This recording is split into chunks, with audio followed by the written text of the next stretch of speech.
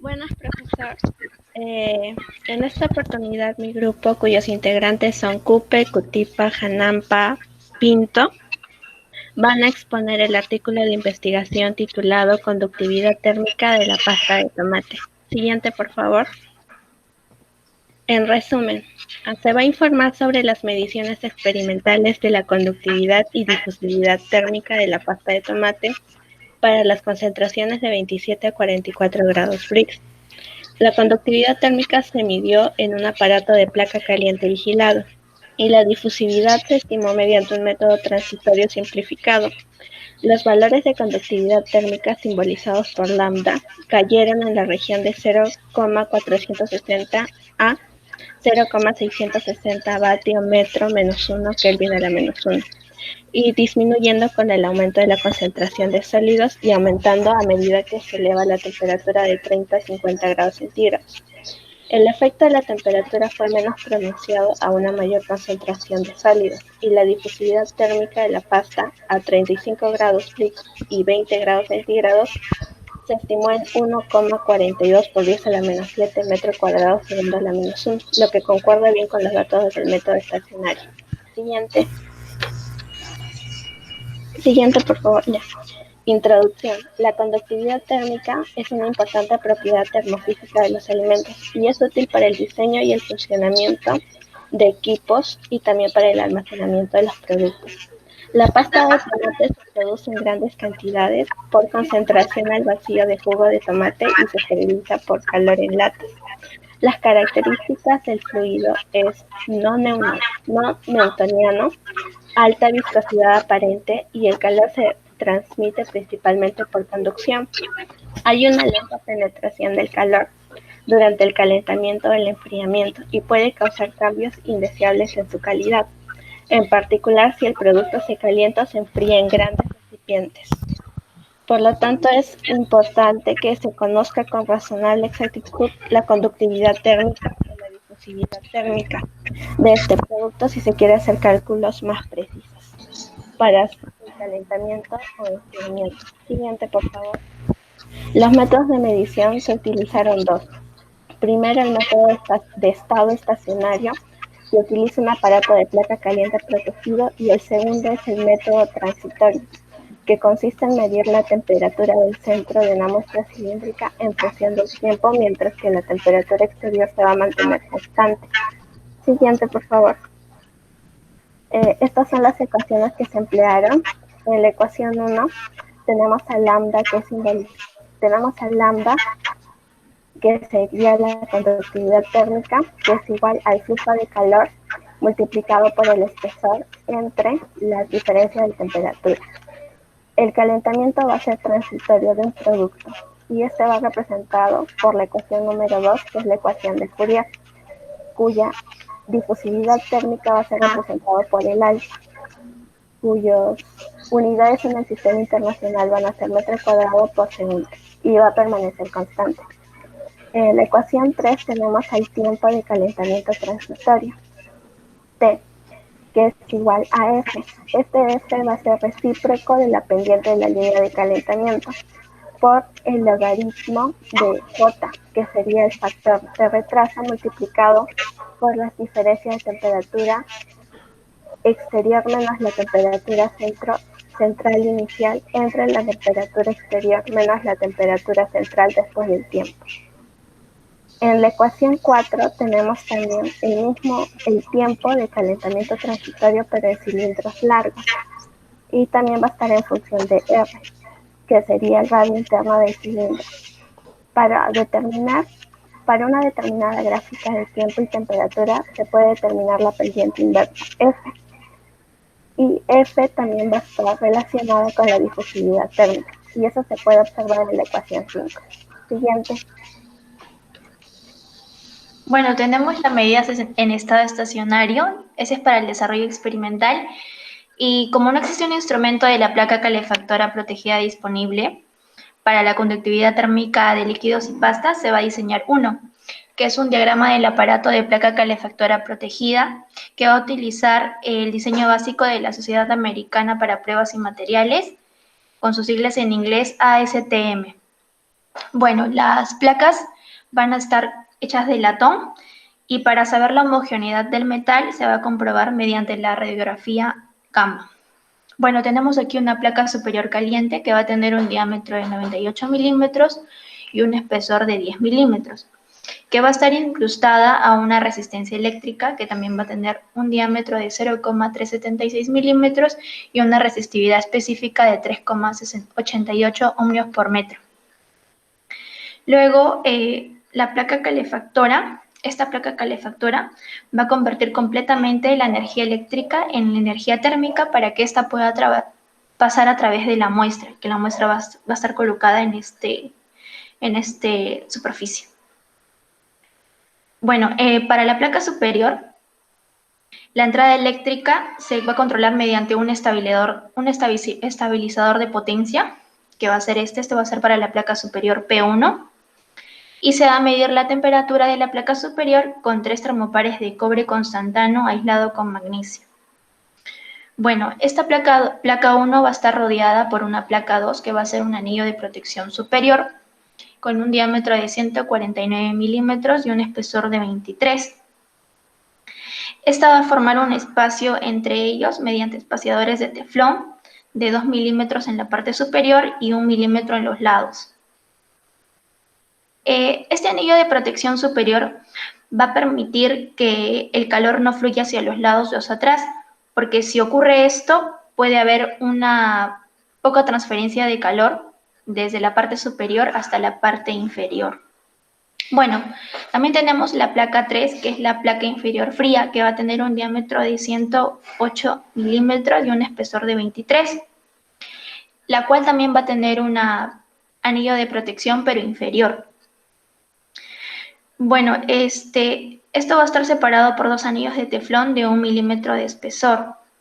Además, también se va a medir la temperatura en esta placa y se va a medir la temperatura con 2 termopares de constantano aislado con magnesio también, y este termopar se van a registrar a un registrador de datos para mantener la temperatura a una precisión constante con una precisión de más o menos 0,1 centígrado.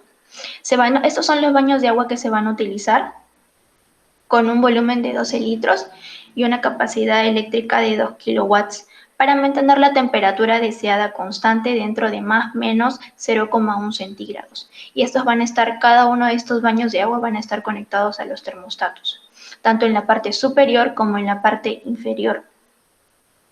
Las superficies de las placas superior e inferior que entran en contacto con la muestra que va a estar en esta parte se van a mecanizar para asegurar un espesor de muestra uniforme. Bueno, la muestra va a ser pasta de tomate enlatada, la procedencia va a ser del sur de Grecia.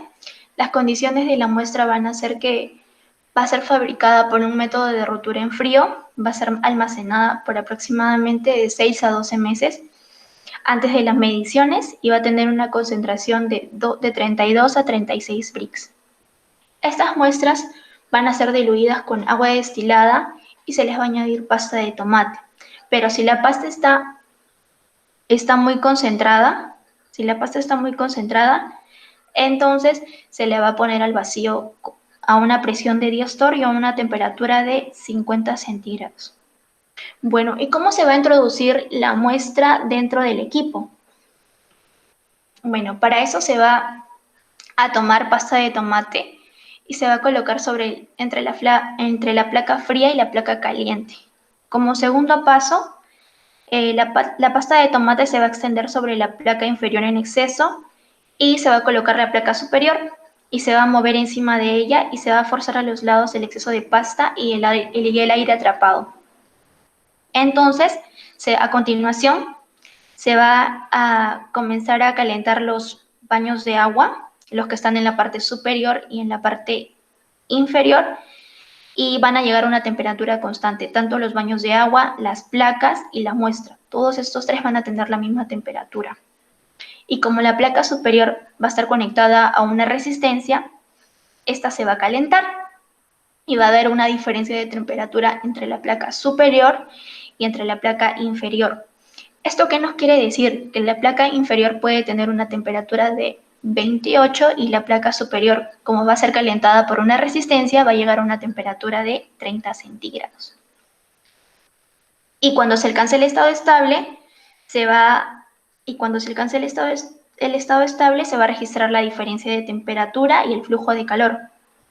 Y con esto se va a poder hallar el valor de la conductividad térmica. Bueno, para la medida transitoria vamos a tener un equipo. Para la difusividad térmica simple, vamos a tener una termocupla, un tubo de latón. Este tubo de latón va a tener un diámetro de 48 milímetros. El espesor de la pared va a ser de 1 milímetro y la longitud va a ser de 200 milímetros. En el interior del tubo de latón se va a colocar la muestra de comida y todo este aparato va a estar dentro de un baño de agua. La temperatura en el centro de la muestra se va a medir con un termopar de cobre. Se va a apoyar sobre un tubo de vidrio abierto de 1 milímetro de diámetro interior y se va a insertar a lo largo del eje de este cilindro. Y se va a utilizar otro termopar para medir la temperatura del agua también. Y las dos temperaturas, tanto la del centro del alimento como la temperatura del agua, se van a medir cada 2 minutos. Y también cabe recalcar que el tubo de latón va a tener tapones de teflón en los extremos.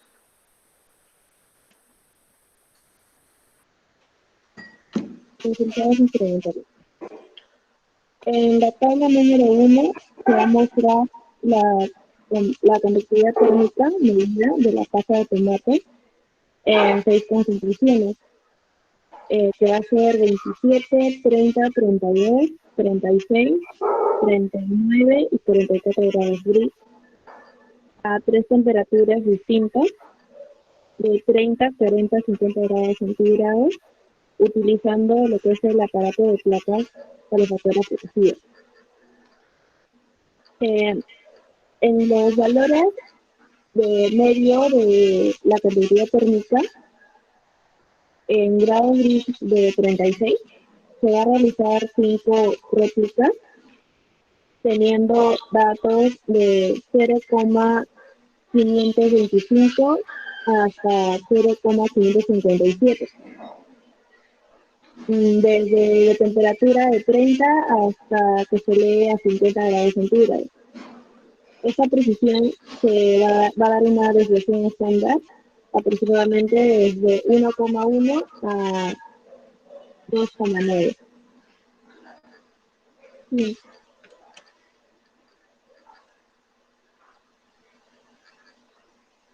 En el caso de la figura número 3, la conductividad térmica versus la temperatura de la pasta de tomate va a ser a 27 a 44 grados Brix.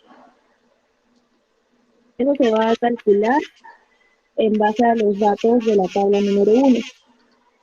Y ahí se va a poder interpolar datos cuando son menores a 27 grados centígrados. Dado que cuando las concentraciones son menores a 27 grados Brix, las muestras pueden sufrir lo que es alteraciones de fases en sueros o sólidos en suspensión durante la medición experimental. Y estos valores pueden ser inconsistentes para la conductividad térmica, particularmente cuando se trata de temperaturas altas. El análisis se da mediante una regresión lineal en los datos experimentales que se dan a 36 grados Brix, teniendo lo que es la ecuación número 6 y dando un coeficiente de correlación de 0,766. Y este coeficiente fue muy pobre, lo cual sugiere que el modelo no debe trabajar linealmente. En el caso de la figura número 4, se da lo que es un fuerte aumento de la conductividad térmica en cuanto a su contenido de agua. lo cual la temperatura no afecta mucho. También desde en relación a lo que es una regresión lineal, y para poder estimar se necesitan muchos más datos experimentales en este modelo no lineal apropiado.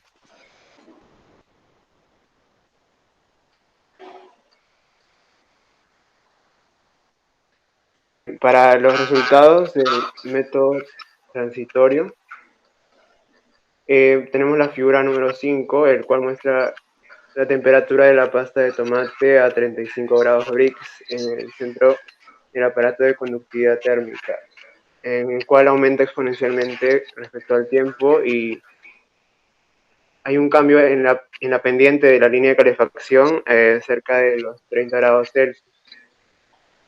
Se obtuvieron resultados similares con pastas de tomate de 32 grados Brix.